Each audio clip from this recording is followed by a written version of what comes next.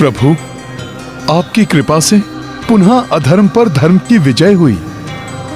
उचित अनुचित का भेद संतान को बताना, उसे सन्मार्ग पर चलने के लिए प्रेरित करना अभिभावक का कार्य होता है। अन्यथा मेघनाद के समान प्रतिभावान पुत्र भी अधर्म पथ पर भटक कर अपने प्राण गंवा बैठता है।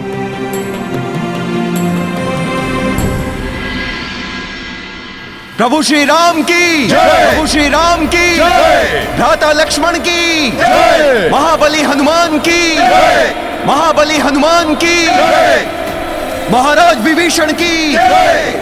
दशरथ नंदन राजकुमार लक्ष्मण जी की जय। प्रिय नल,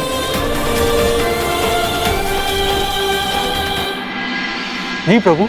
वैद्य शिरोमणि सुषेण जी कहाँ हैं? उन्हें बुलाकर भ्राता लक्ष्मण और महाराज विभीषण की चिकित्सा की व्यवस्था कराइए। आज्ञा प्रभु। मुझे क्षमा करे प्रभु, मैं भैया लक्ष्मण और महाराज विभीषण को आहत होने से नहीं बचा सका। इसमें क्षमा याचना कैसी हनुमान जी? युद्ध में आहत होना तो वीरता का चिन्ह होता है।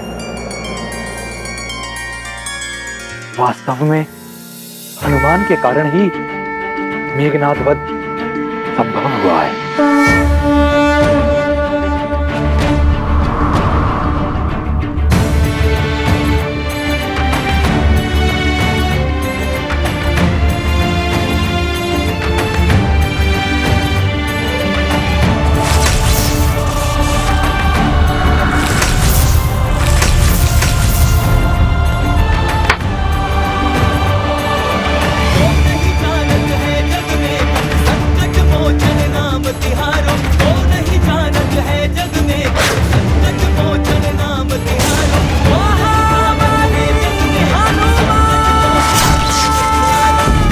उस जैसे मायावी अधर्मी के वक्त की प्रसन्नता की तुलना में ये घाव तो कुछ भी नहीं।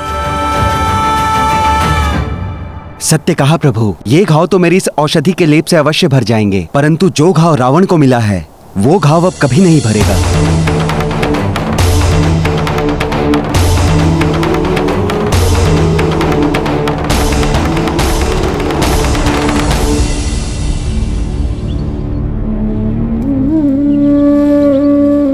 ओम केशवाय नमः, ओम नारायण नमः, ओम माधवाय नमः। पी जाइए।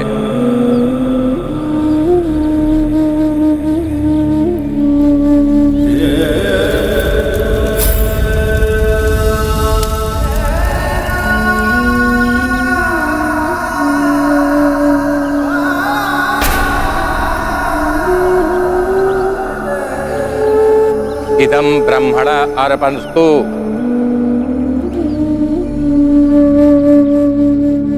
बोलिए, मैं रावण अपने पुत्र मेघनाथ के दिवंगत आत्मा की शांति के लिए के विहित श्राद्ध कर्म कर रहा हूँ। पितामह, पर पितामह सभी जीवित हैं, किंतु चौथी पीढ़ी समाप्त हो गई। बस आपको मेरी पीड़ा का भार नहीं है और न ही उसके प्रति कोई भी सहानुभूति आपको ज्ञात नहीं। एक पिता के लिए सबसे बड़ा भार उसके पुत्र के पिंड को उठाना होता है। ये बोझ तुमने अपने ऊपर स्वयं लिया है रावण।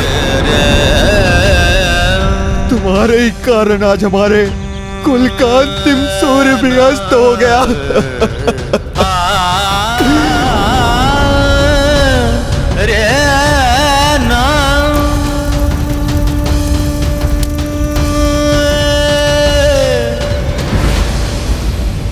पुत्र की मृत्यु की वेदना से त्रस्त होके भी यदि रावण में कोई परिवर्तन नहीं आया तो मुझे आश्चर्य नहीं होगा प्रभु।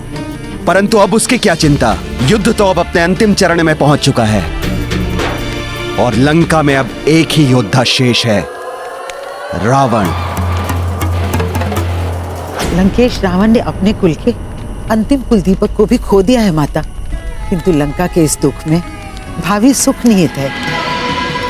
शीघ्र ही प्रभु श्री राम रावण का अंत करके उसके पापों से लंका को मुक्त करेंगे, जिसके पश्चात उनका आपसे सुखद पुनर्मिलन होगा। अर्थात अब रावण जो कुछ भी कर ले, प्रभु श्री राम और माता सीता के पुनर्मिलन की घड़ी अब अत्यंत निकट है।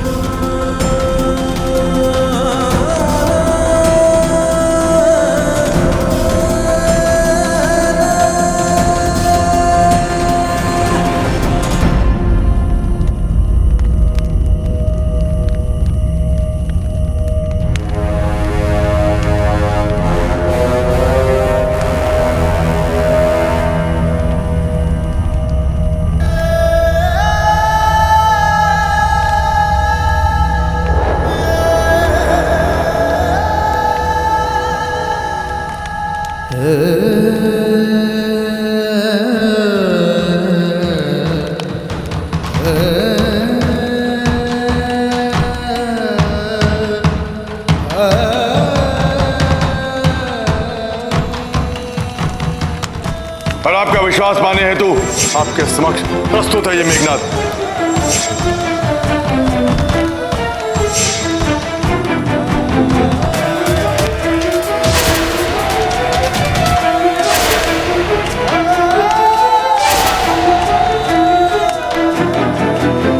सारे दीपक बुझ गए, कोई मेरा अपना नहीं बचा।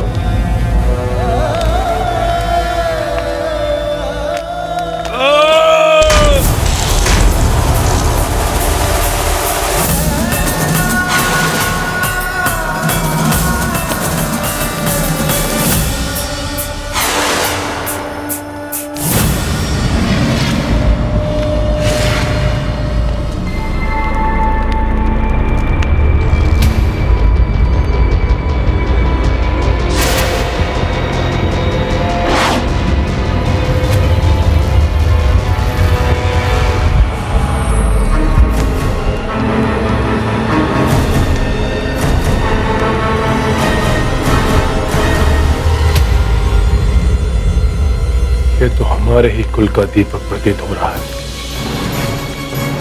परंतु यदि सब का अंत हो गया तो इस दीप की ज्योति कैसे प्रज्वलित है? कौन है वो जो रावण से और इस युद्ध से छिप कर बैठा है? ये आपके ही पुत्र का जीवन दीपक है महाराज।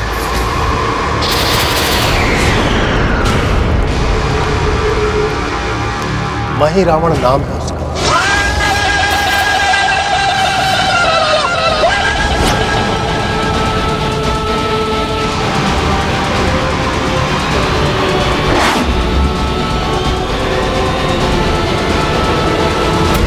प्रभु, कल हम रावण को किसी भी अवस्था में युद्ध भूमि से जीवित नहीं लौटने देंगे। कल उसका सर्वनाश निश्चित है प्रभु।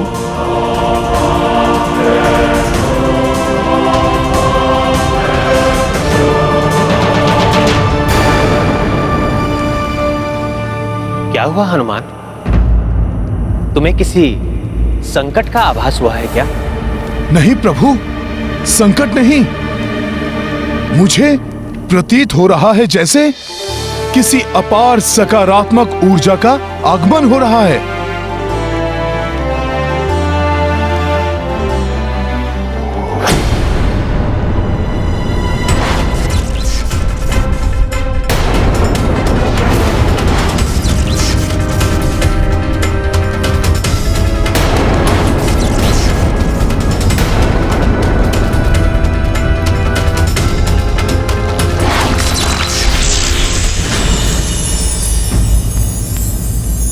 ऋषि अगस्त्य,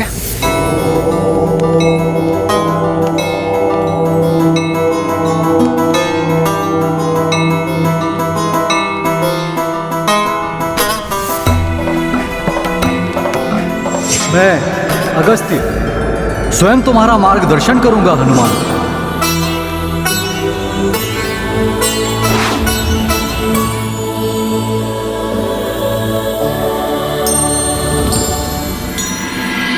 हे दशरथ नंदन राम, भविष्य में एक समय ऐसा आएगा जब आप धर्म के सबसे बड़े शत्रु से युद्ध करेंगे। तब कभी बाण रहित न रहने वाला ये तुणीर आपकी सहायता करेगा।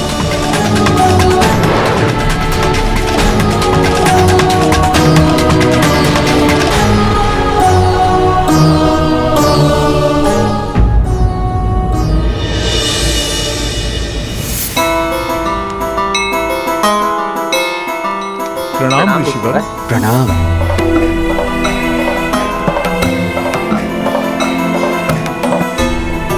जिस प्रकार आज आपकी विजय हुई है, उसी प्रकार भविष्य में इस धर्म युद्ध में आप ही की जय हो।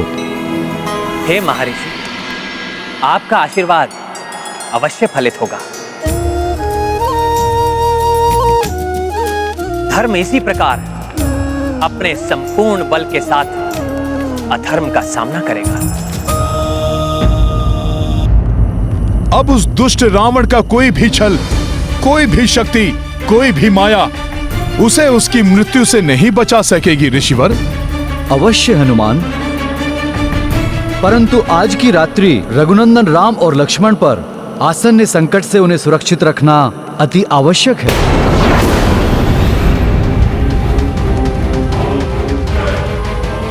मैं इसी भावी संकट की सूचना देने यहां आया। ऋषिवर, कैसा संकट? वो तो समय आने पर ही ज्ञात होगा हनुमान। ध्यान रहे, सजगता में ही इन दोनों राजपुत्रों की सुरक्षा है।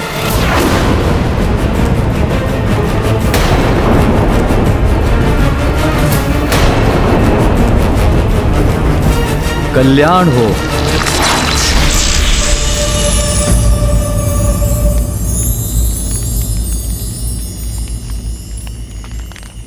ऋषिवर किस भावी संकट का संकेत देकर गए हैं? उस मनहूस का नाम भी आप अपने मुख पर कैसे लाए, जिसे जीवन के प्रारंभ में ही मैंने मृत्यु प्रदान की थी? क्षमा महाराज, क्षमा। उसकी कुरूप छवि से आतंकित होकर ही आपने उसका परित्याग किया था। ये जानते हुए भी उसका नाम ले रहा हूं मैं।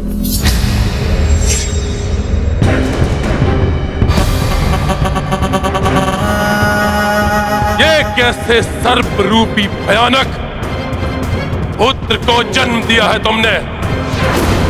इसे भूमि की गर्भ में समाहित कर दो। मैं इसे कदापि स्वीकार नहीं करूंगा। जिसे अशुभ मानकर आपने जीवित ही पृथ्वी में गाड़ देने का आदेश दिया था, आज वही आपका हित कर सकता है महाराज। पृथ्वी में गाड़े जाने के बाद भी वो बचा कैसे? वो आपका ही पुत्र है लंकेश। इतनी सहजता से भला प्राण कैसे खो देता? धरती में गाड़े जाने के बाद वो धरती को चीरता हुआ आगे बढ़ता गया और सीधा जाकर पाताल लोक में असुर माता सिंगिका के अंक में जा गिरा।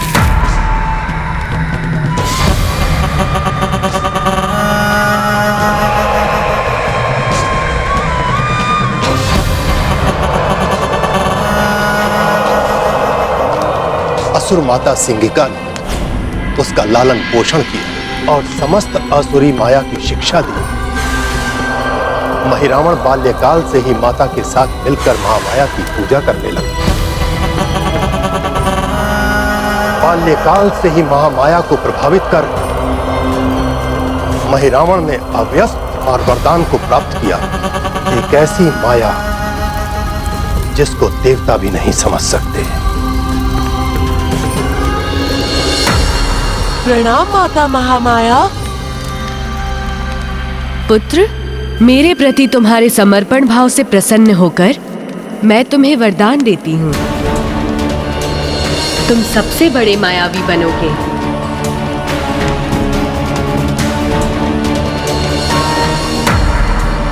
फिर उसका क्या हुआ? फिर क्या महाराज, असुर माता सिंगिका अपना दायित्व निभाते निभाते पाताल लोक छोड़कर चली गई। और महिरावण कुरूप होने के कारण अन्य बालकों से तिरस्कृत होता रहा।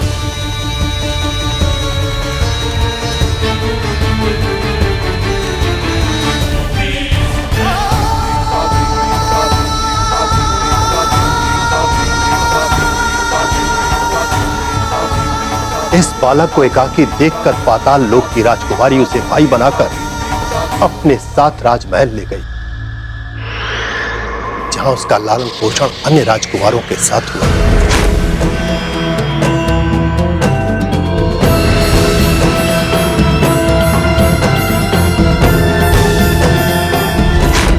और आज वही आपका महिरावण पाताल लोक का स्वामी है महाराज।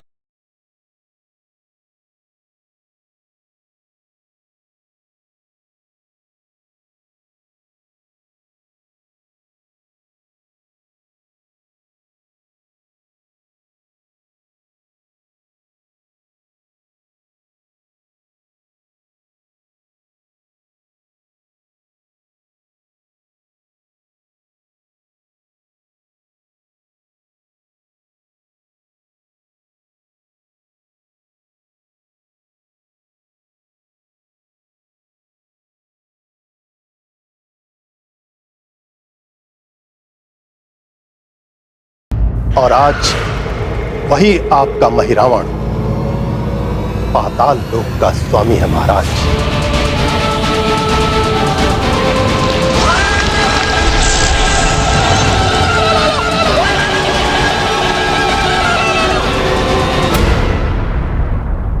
रावण पुत्र महिरावण,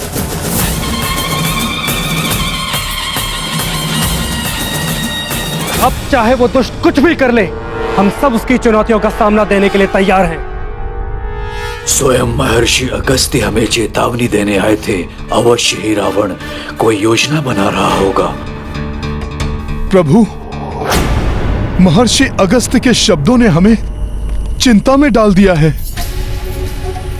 परंतु आपके मुख पर तो चिंता की एक भी रेखा तक उत्पन्न नहीं हुई। हनुमान, जब महाराज सुग्रीव जैसे पराक्रमी राजा का साथ हो, महाराज विभीषण जैसे महारथी का सहयोग प्राप्त हो, महाराज जामवंत जैसे अनुभवी योद्धा का आशीष हो, युवराज अंगद, नल नील जैसे वानर योद्धाओं से सज्जित वानर सेना हो, और तुम्हारे जैसे महाबली योद्धा हमारी रक्षा के लिए सदैव तत्पर हो, तो मुझे और लक्ष्मण को कैसी चिंता, कैसा भय। परंतु प्रभु, यदि स्वयं महर्षि आपकी और भ्राता लक्ष्मण की रक्षा के लिए सचेत होने का सुझाव देकर गए हैं, तो मैं उसके लिए हर संभव प्रयास करूंगा।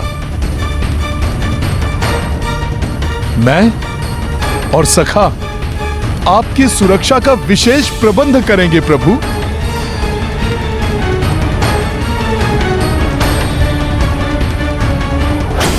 मेरा पुत्र महिरावण अब पाताल लोक का महाराज है। मैं महिरावण को बुलाऊंगा, वो अपने भ्राता के वध का प्रतिशोध लेगा। मायावी शक्तियों से संपन्न वो उस वनवासी और उसकी संपूर्ण वानर सेना का नाश करेगा।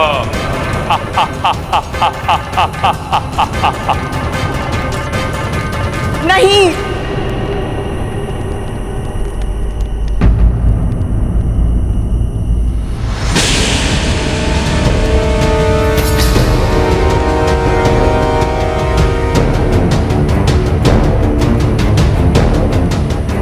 आश्चर्य है मुझे आपकी कुबुद्धि पर।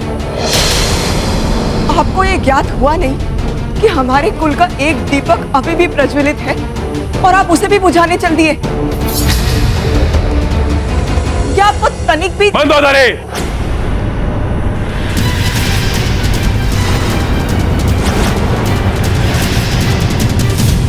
पिताश्री, अब आप ही मेरी सहायता कीजिए, समझाइए इन्हें इन्हें ऐसा मत करने दीजिए।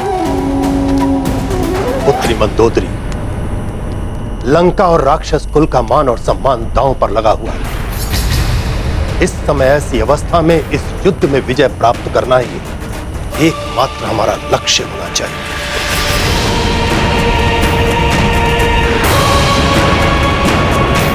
ये माता आपसे भिक्षा मांगती है, अपने एकमात्र पुत्र के जीवन की भिक्षा। अब केवल वही शेष बचा है, उसे तो जीवित रहने दीजिए।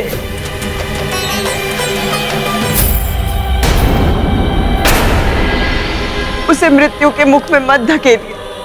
पुत्र का धर्म यही है कि वो अपने पिता के काम आए, और यही उसके जीवन का उद्देश्य होना चाहिए। अपनी मृत्यु के पश्चात अपनी चिता को अग्नि देने के लिए किसी को तो शेष रहने दीजिए। जीवित रहते जो पुत्र मेरा कार्य नहीं कर सकता, वो मेरे मरणोपरांत मेरे किस काम का।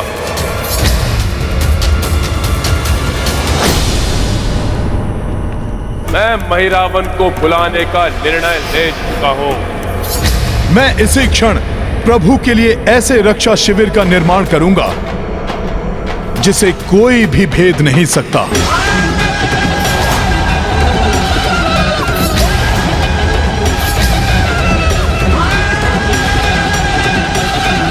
मैं इसी क्षण प्रभु के लिए ऐसे रक्षा शिविर का निर्माण करूंगा जिसे कोई भी भेद नहीं सकता। नहीं महाराज, आपने महिरावण का परित्याग किया था, इसलिए वो आपके बुलावे में नहीं आएगा। तब मैं जाऊंगा उसके पास, फिर कैसे ठुकराएगा वो मेरा आदेश। जी महाराज, इस राज्य गृह में ही एक ऐसा गुप्त मार्ग है जहां से प्रवेश करके आप पाताल लोक में अपने पुत्र महिरावण और पाताल के स्वामी महिरावण से भेंट कर सकते हैं।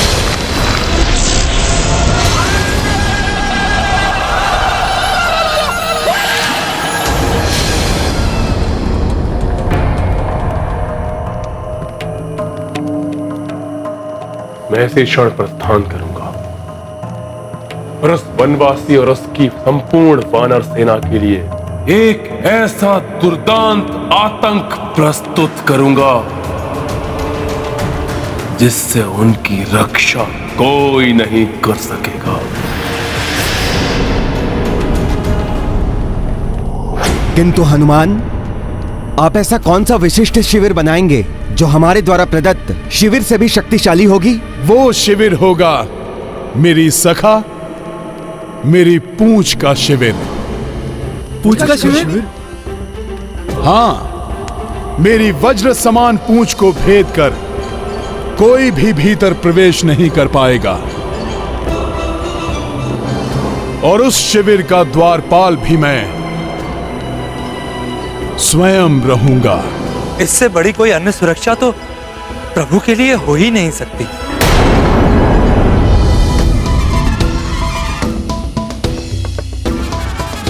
अब मैं रावण और उसकी किसी भी माया को शिविर में प्रवेश नहीं करने दूंगा।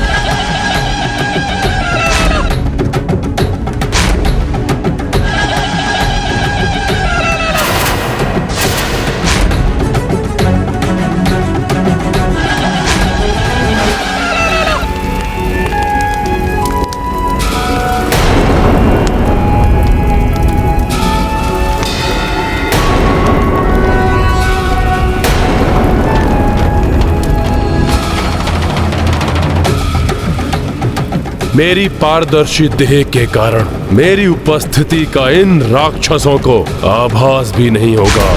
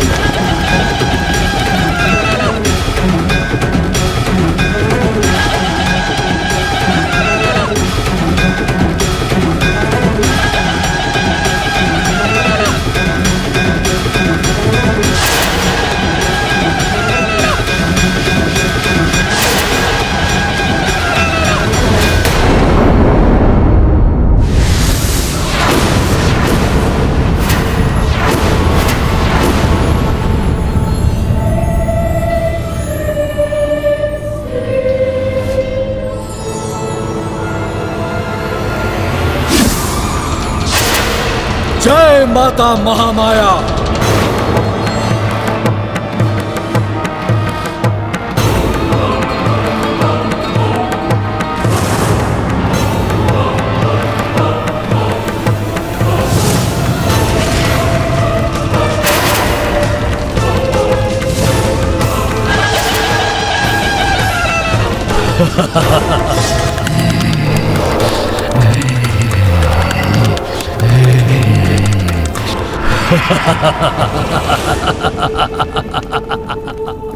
मेरे इस विशिष्ट पाताल भवन में मेरी इच्छा के विरुद्ध देवादिदेव शिव, देवी महामाया और मेरे जन्मदाता मेरे शिव भक्त पिता मात्र ये तीनों ही प्रवेश कर सकते हैं, अन्य कोई नहीं। वो मैं क्या? वो पिता जिन्होंने मुझे जन्म दिया, इस मही रावण को जन्म दिया, किंतु जन्म सिद्ध अधिकार से मुझे वंचित रखा, जिनका लहू मेरी धमनियों में हर क्षण दौड़ता रहा, परंतु उन्होंने अपने जीवन के एक क्षण का भी सानिध्य मुझे नहीं दिया। मुझे इस धरती में समाधिस्थ करके भूल गए, परंतु मैंने अपने जीवन के हर एक क्षण में उन्हें स्मरण रखा, जिनके हृदय के द्वार मेरे लिए सदैव बंद रहे, परंतु मैंने अपने हृदय के द्वार उनकी प्रतीक्षा के लिए सदैव खुले रखे। आज वो पिता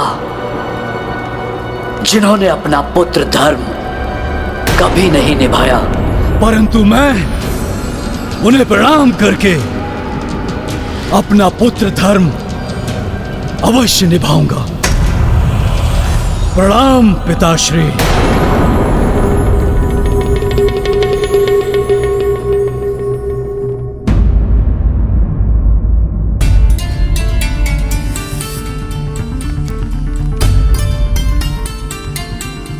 आप सब इस प्रकार अवाक से क्यों देख रहे हैं हमें? जिसके प्रति हृदय में भक्ति होती है, उसके प्रति सब कुछ समर्पित करने में ही सच्चे आनंद की अनुभूति होती है। मैं तो मात्र अपने और अपने सखा की सेवाएं प्रभु को अर्पित कर रहा हूँ। आशा है कि ये शिविर आपके लिए सुखदायक होगा।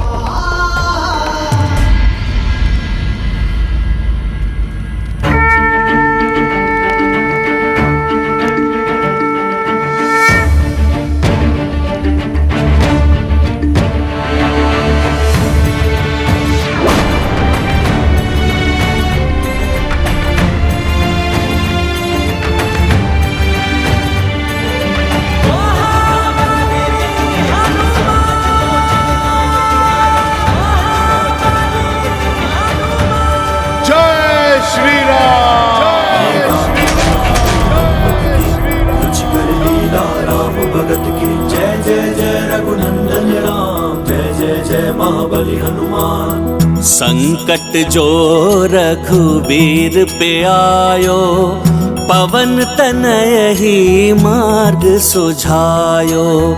वज्र समान जो पूछ थी पाई, शिविर अभेद सोता से बनाई।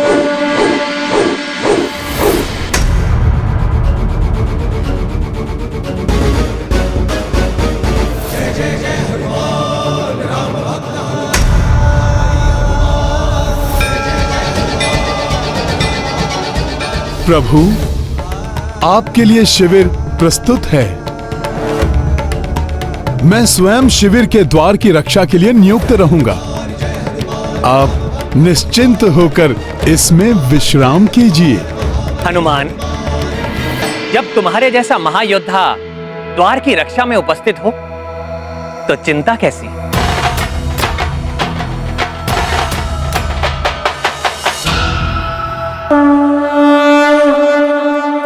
जामह श्री रघुनाथ पधारे, द्वार पे हनुमत भय रखवारे। वज्र सुरक्षा नाथ विराजे, काज पुनः कपि राम के साजे। महाबली हनुमत की रुचिकर लीला, राम भगत की जय जय जय रघुनंदन राम। जय जय जय महाबली हनुमान। रावण की बड़ी से बड़ी मायावी शक्ति भी इस शिविर में प्रवेश नहीं कर सकती। वो चाहे तो मेघनाद से भी बड़ी मायावी शक्ति को क्यों न ढूंढ ले। मेघनाद की भांति तुम भी तो मेरे पुत्र ही हो। भले ही मैं तुमसे जुड़ा नहीं रहा, परंतु मेरा नाम सदैव तुम्हारे नाम से जुड़ा रहा महिरावण, जो आज तुम्हारी पहचान है।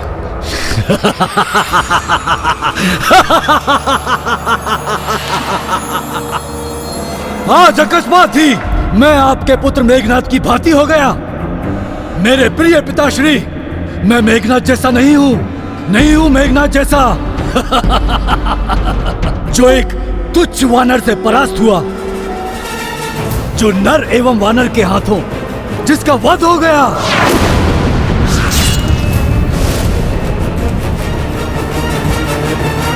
नहीं, मैं मेघनाद से अधिक मायावी शक्तियों का स्वामी हूं। पिताश्री, काल हूं मैं। उन नर और वानरों के लिए महिरावण हूं मैं। तो तुम्हें सब कुछ ज्ञात है। से या सौभाग्य से सही, किंतु महान लंकेश रावण का पुत्र महिरावण हूं मैं। और योग्य पुत्र वही होता है जो अपने पिता से 2 ढग आगे रहे। मेरे प्रिय पिताश्री, सब ज्ञात है मुझे। उत्तम, अति उत्तम मेरे पुत्र, मुझे गर्व है तुम पर। गर्व? आपके 2 प्रतापी पुत्र अक्ष कुमार और मेघनाद वानर एवं नर के हाथों मृत्यु को प्राप्त हो गए। आपका एक भ्राता तो द्रोही निकला और एक भ्राता सर्वशक्तिशाली कुंभकर्ण रणभूमि में वीर गति को प्राप्त हो गया। और बचे हुए योद्धा तुच्छ वानरों के हाथों परलोक सिधार गए। हाँ पुत्र, हाँ। और ये सब कुछ इसलिए हुआ क्योंकि आपने एक पर स्त्री सीता का हरण कर लिया, मेरे प्यारे पिताश्री। और जब आपका सब कुछ समाप्त हो गया, आपको विवश होकर इस मही रावण के पास आना पड़ा, है ना? नहीं पुत्र, मैं दुर्भाग्य है आपका जो आपके इतने विलंब के पश्चात उस पुत्र का स्मरण हुआ जो पराक्रम में आपके पुत्र अक्ष कुमार से अधिक पराक्रमी है, जो माया में आपके पुत्र मेघनाथ से अधिक मायावी, और जो विकरालता में आपके भ्राता शक्तिशाली कुंभकर्ण से अधिक विकराल है।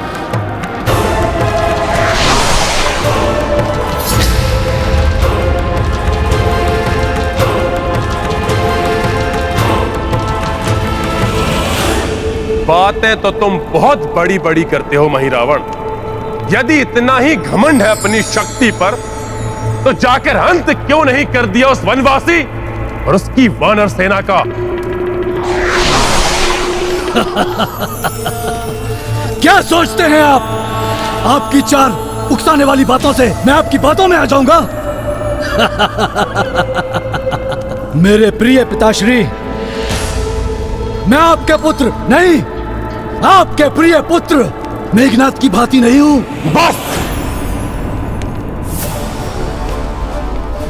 बार बार स्मरण मत कराओ मेरे मृत पुत्र मेघनाथ का। पीड़ा होती है ना? होती है ना पीड़ा? बहुत दुख होता है ना पिताश्री? अपने पुत्र से नहीं, अपने प्रिय पुत्र से दूर जाने की मुझे भी दुख हो रहा है। इतने वर्ष हो गए मेरे प्रिय पिताश्री, क्या आपको तनिक भी दुख नहीं हुआ मुझसे इस मही रावण से दूर जाने का? फिर किस बात का पक्ष रखते हो? हाँ? कि मैं वहां जाकर आपका कार्य करूं? नहीं! इस समय मुझे शांत रहकर इस मूर्ख को अन्य युद्ध, क्योंकि अब तुम ही मेरे उत्तराधिकारी हो। मेरे पश्चात तुम ही बनोगे इस लंका के लंकाधिपति लंकेश मही रावण।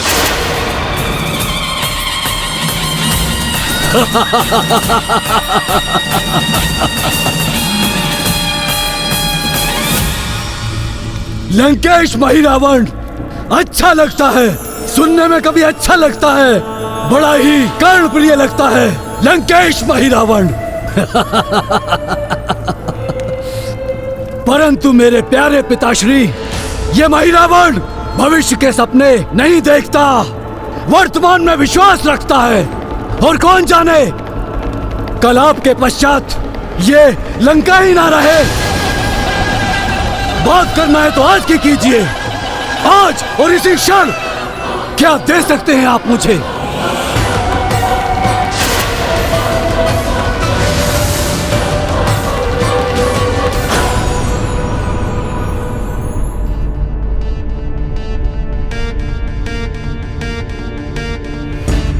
महाराज सुग्रीव, आप भी विश्राम कीजिए। यहाँ के लिए आप निश्चिंत रहिए, मैं सब संभाल लूंगा। मेरी इच्छा के बिना यहाँ पर कोई भी प्रवेश नहीं कर सकेगा। किंतु हनुमान, ऋषिवर अगस्त्य को किसी अनिष्ट का संदेह हुआ होगा, इसीलिए तो उन्होंने इस विशेष सुरक्षा का सुझाव दिया था। महाराज, आप सब मुझ पर विश्वास रखिए। जाइए, आप सब निश्चिंत होकर निद्रा लीन हो जाइए, जिससे कि कल के युद्ध में रावण का सामना करने के लिए पूर्ण स्फूर्ति के साथ सब रणभूमि में उतर सकें। हनुमान सत्य कह रहे हैं। रावण घायल सिंह की भांति दुर्दांत हो गया है। कल रावण की भयता का दमन करने के लिए हमें अपनी पूर्ण शक्ति और सजगता को संजो कर रखना होगा कल के लिए। ठीक है हनुमान, कदाचित कल प्रातःकाल आरंभ होने वाला युद्ध निर्णायक युद्ध हो, इसलिए आप सभी को अपने अपने कक्ष में जाकर विश्राम करना चाहिए। पुत्र महिरावन, वो दोनों वनवासी रघुकुल के राजकुमार हैं।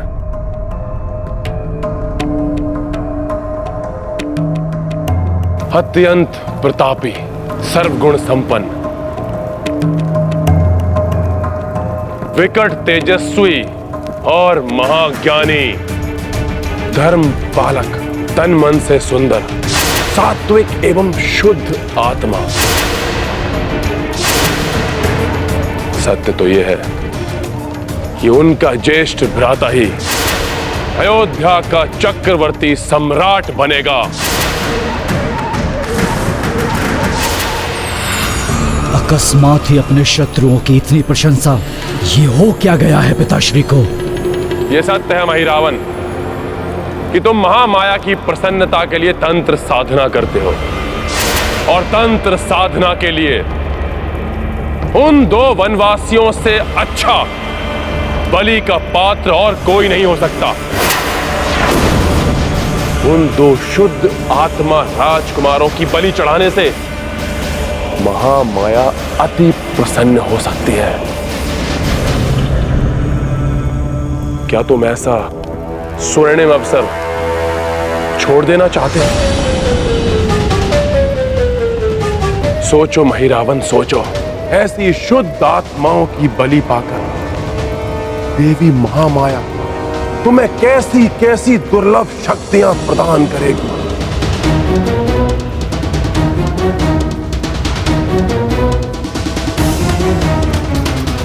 उत्तम, अति उत्तम। मैं चढ़ाऊंगा उन दो रघुवंशियों की बलि देवी महामाया के चरणों में।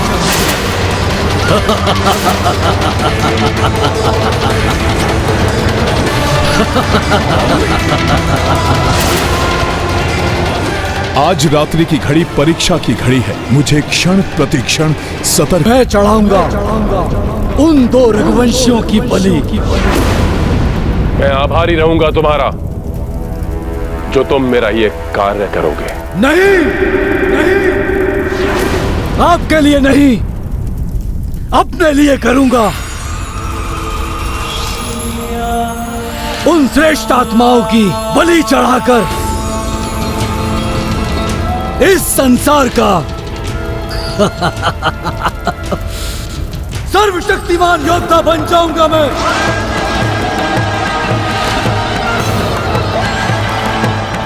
मेरी युक्ति सफल रही।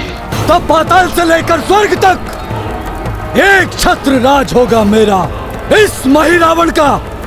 क्योंकि तब संपूर्ण संसार को अपने चरणों में नतमस्तक करने का सामर्थ्य होगा मुझ में, मात्र मुझ में। क्यों? ठीक कहा ना मेरे प्रिय पिताश्री? हाँ, पहले ये कार्य पूर्ण तो कर लो मेरे पुत्र। क्यों? संदेह है मेरी मायावी शक्तियों पर मेरे प्रिय पिताश्री? तो ठीक है, अभी दिखाता हूं।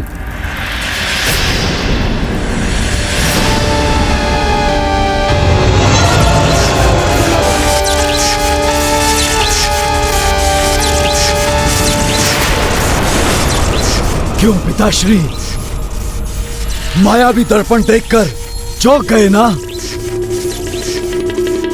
ये तो तुच्छ सा उदाहरण है मेरी मायावी शक्ति का। इसके द्वारा आप देख सकते हो कि वो दो रघुवंशी वनवासी कहाँ हैं और क्या कर रहे हैं।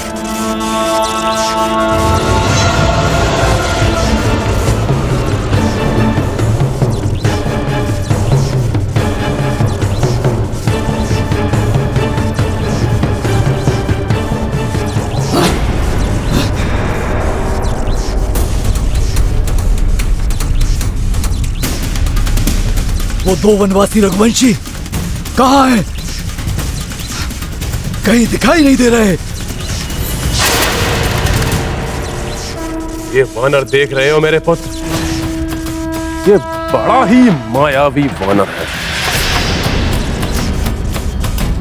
अवश्य इसी की पूंछ से बने हुए शिविर में होंगे वो दोनों वनवासी। प्रतीत होता है कि उन्हें आभास हो गया कि मैं तुम्हें भेज सकता हूं। परंतु पिताश्री, महिरावण हूं मैं, जो एक बार ठान लिया बस करके ही रहता हूं। मुझसे बचा नहीं पाएगा ये तुच्छ वानर, उन दो रघुवंशियों को नहीं बचा पाएगा। किंतु स्मरण रहे मेरे पुत्र, ये वानर बाल अवस्था से ही राक्षसों का काल बना हुआ है। हाँ, पता है। और बड़े होकर इसने आपकी वाटिका उजाड़ी, लंका का दहन किया, नवग्रहों को मुक्त करा के मेघनाथ की मृत्यु का योग बनाया।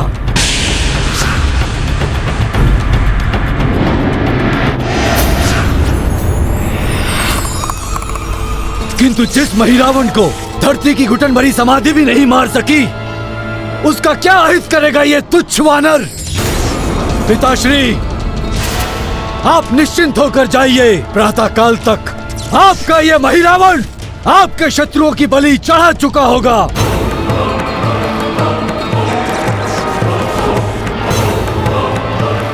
उचित है महिरावण, परंतु ध्यान रहे उस वानर से सदैव सावधान रहना।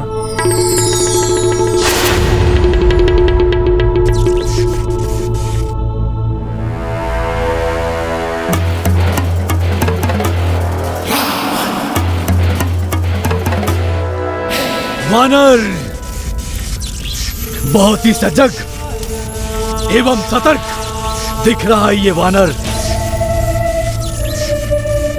देखते हैं कितने सतर्क हो। पिपीलिका, पिपीलिका, मेरे समक्ष उपस्थित हो जाओ।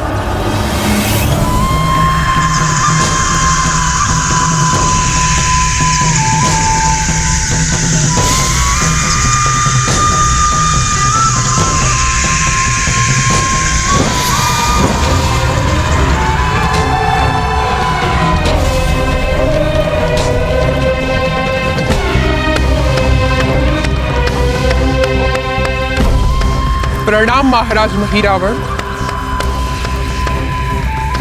पिपलियों की रानी पिपलिका आपकी सेवा में उपस्थित है, आज्ञा दीजिए।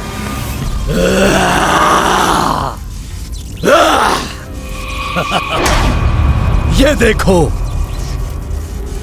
देखो रानी पिपीलिका।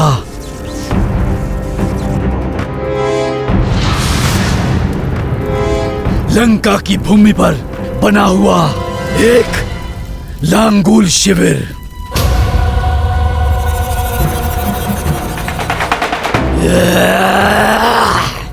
और इस लांगूल शिविर में दो रघुवंशी वनवासी भाई, ये दोनों मुझे इस महिरावण को मुझे यहाँ चाहिए।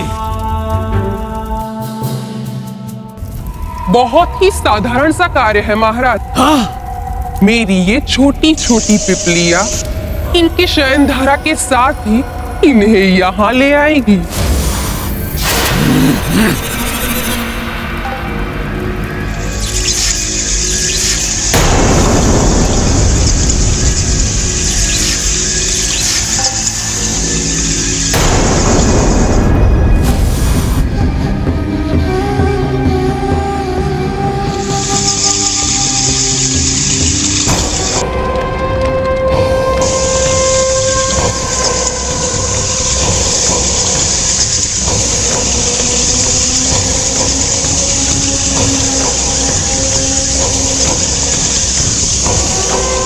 एक बार ये चींटियां इनको अपना जहरीला डंक मार दें, फिर मैं अपना काम करूंगा। देख रहे हैं महाराज, मेरी पिपलियों की कार्यकुशलता। अभी तो बहुत रात्रि शेष है। रात्रि व्यतीत करने के लिए कुछ तो करना ही होगा। समय व्यतीत करने के लिए प्रभु श्री राम के कीर्तन से कोई भी अधिक उत्तम कार्य तो है ही नहीं।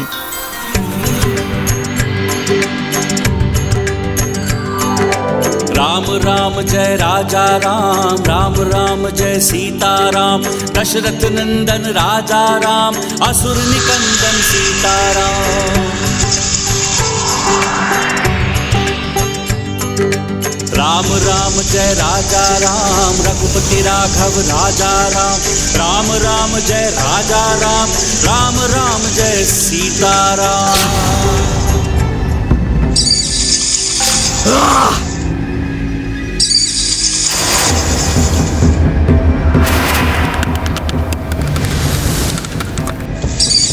पिपीलिकाओं ने ये कार्य क्यों रोक दिया?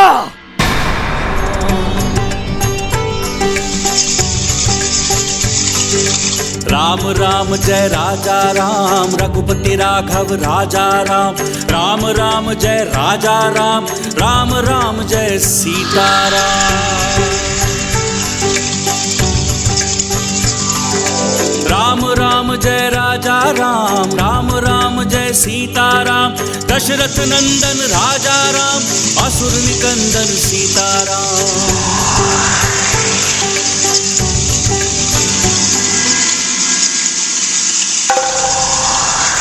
ये हो क्या गया है पिपलिकाओं को?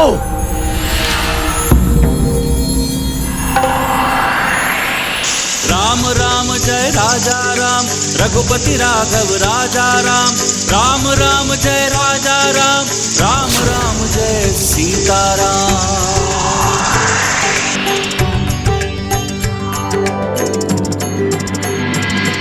उस वानर ने अपने मधुर स्वर से लगता है मेरी पिपलियों को वश में कर दिया है, किंतु वो वानर मुझे वश में नहीं कर सकता। महाराज, मुझे वहां जाने के लिए प्रस्थान की अनुमति दीजिए।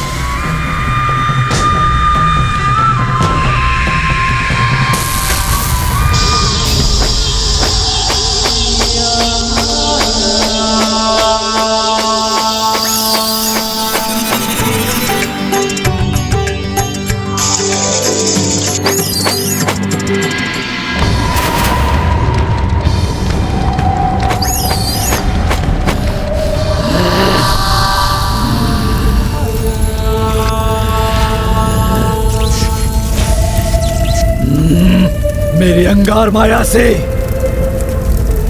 ना तो ये भक्त बनी पिपलिकाएं बच पाएंगी और ना ये तुच्छ वानर।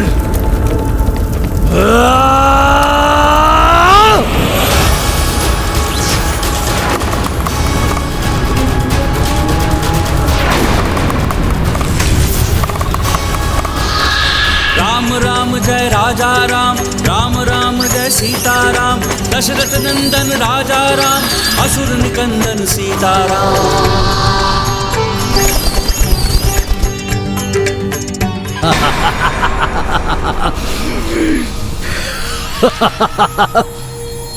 उन्हें ज्ञात भी नहीं हो पाएगा कि उन पे विनाशकारी अंगारों की वर्षा हो जाएगी।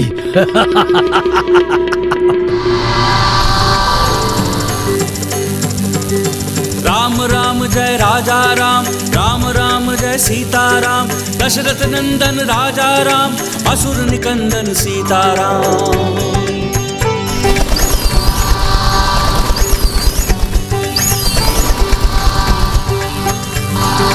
राम राम जय राजा राम, रघुपति राघव राजा राम, राम राम जय राजा राम, राम राम जय सीता राम। घोर आश्चर्य! अंगार वर्षा फूल वर्षा कैसे बन गई? जय जय श्री राम। राम जय राजा राम रघुपति राघव राजा राम इसकी पूंछ तो वज्र के समान कठोर है। डंक टूट गया है मेरा। पिपीलिका का डंक टूटकर चकनाचूर कैसे हो गया? असुर निकंदन सीताराम।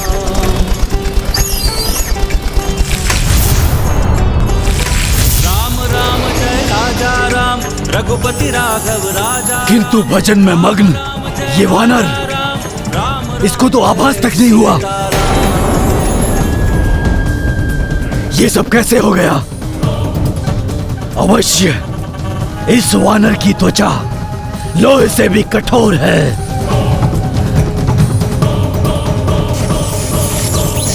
कोई बात नहीं वानर, ये मेरा पूर्ण कार्य मेरे दो अलक्ष्य दैत्य पूरा करेंगे। जय जय श्री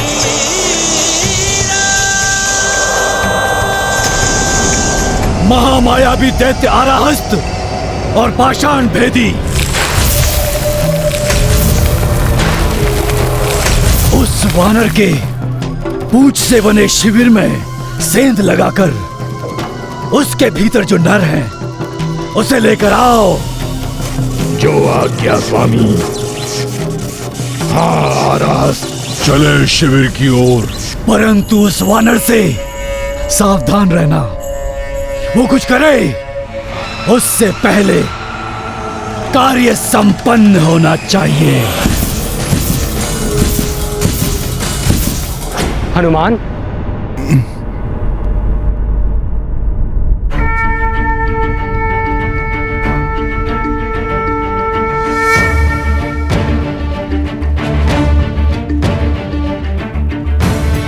युद्ध की भीषणता के मध्य तुम्हारे इस मधुर भजन ने आनंद और स्फूर्ति से भर दिया है सबको। धन्यवाद लक्ष्मण भैया, परंतु प्रभु श्री राम का नाम ही मधुरता का भंडार है और उनके नाम संकीर्तन तो आनंद का सागर है, जिसे गाने वाला और सुनने वाला आनंद से झूम ही उठता है। जय श्री राम।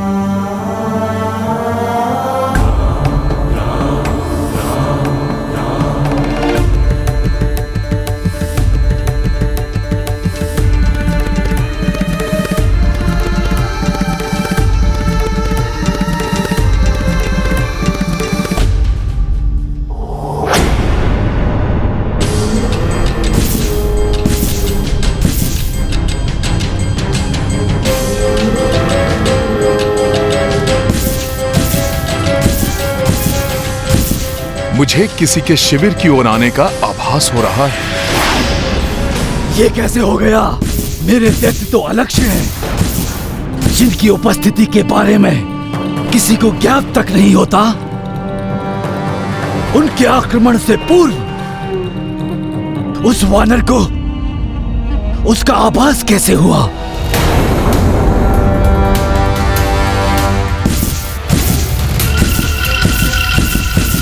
कोई तो है।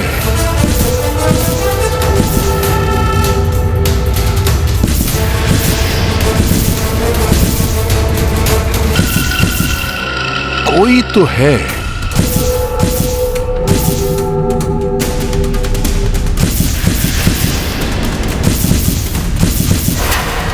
किंतु ये है कहां?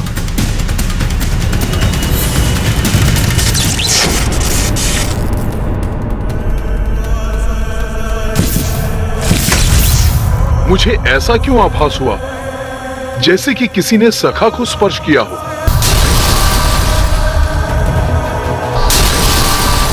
नहीं, ये अवश्य ही एक भ्रम मात्र है। ये क्या? एक और आश्चर्य, पाषाण भेदी का प्रहार इतना प्रभाव भी नहीं छोड़ पाया कि उस वानर को उसका आभास भी नहीं हो रहा है।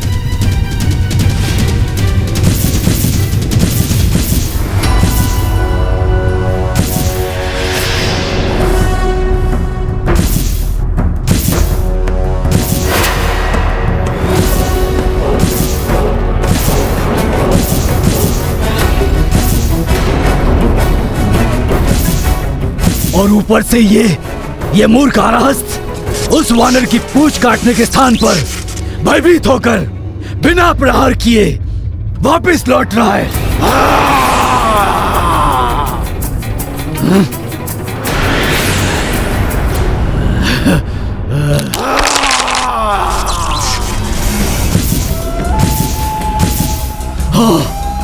बहुत अच्छे आराहस्त, वार करो उस पर।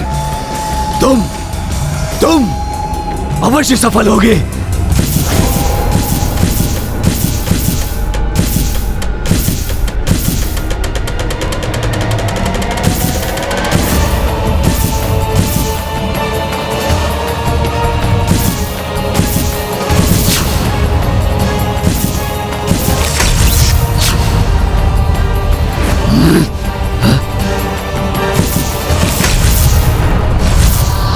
कोई तो है।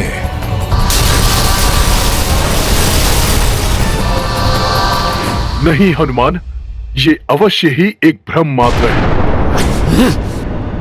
इस वानर की पूंछ क्या धातु की बनी है क्या, कि इतने भीषण प्रहारों के पश्चात भी इस पे कोई प्रभाव नहीं पड़ रहा, और ना ही इन प्रहारों से इससे किसी बात का आभास हो रहा है।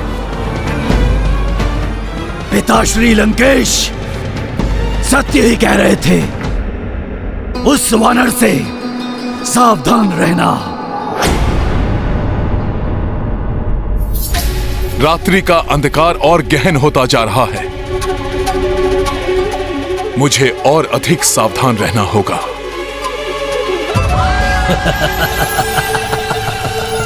तुम कितने भी सावधान हो जाओ वानर, परंतु इस महिरावण से बच नहीं पाओगे, और ना ही बचा पाओगे उन दो रघुवंशियों को, क्योंकि मैं स्वयं आऊंगा, लंकापति रावण का पुत्र महिरावण स्वयं आएगा। तुम बस इसी तरह बैठे रहोगे और मैं उन दो रघुवंशियों को लेकर चला जाऊंगा।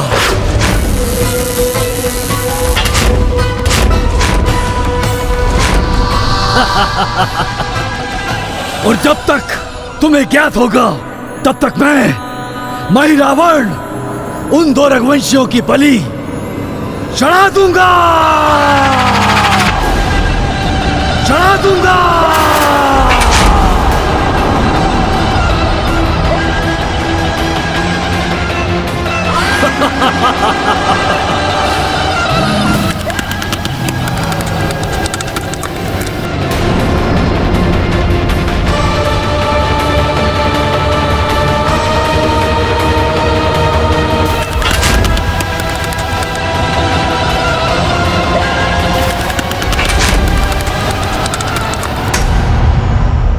कितनी भी विकट परिस्थिति हो, निष्ठावान व्यक्ति अपने कार्य के प्रति पूर्ण समर्पित होते हैं।